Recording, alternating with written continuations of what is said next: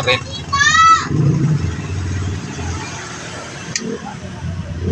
Vacuum yan. Pa, may kibuntay ka? Wala. Umbos na. Under compressor. Lamig na yung filter. Wala nang kainit-init. Vacuum tawag mo.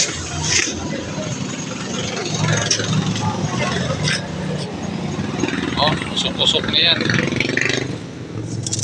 Yelo na oh. Oh.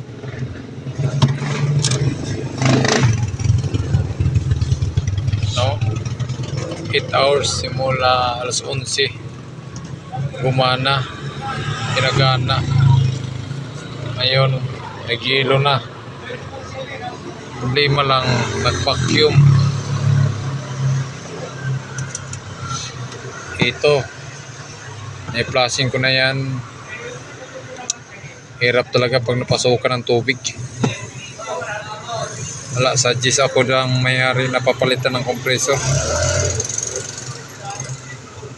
Naka-apat na ako ng vacuum pero ito matagal nag-vacuum. Mabot ng 8 hours bago nag-vacuum. Nakabuo ng hilo.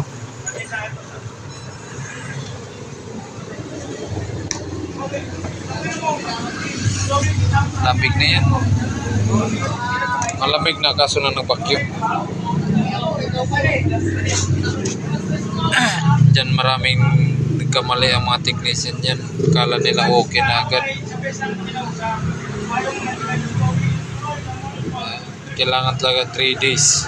Ito 8 hours pa lang oh. Diyan talaga mag-umpisa ang vacuum. Pinaka-risky pag nagbuo na ng yelo. Yan oh, wala na. Malulusaw na yung yelo dun sa loob.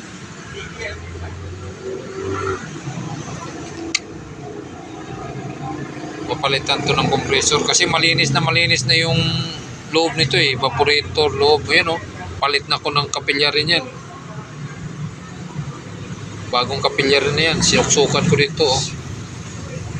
Bagong filter. Nakadalawang palit filter oh. Ganun pa rin. Dito na ang problema.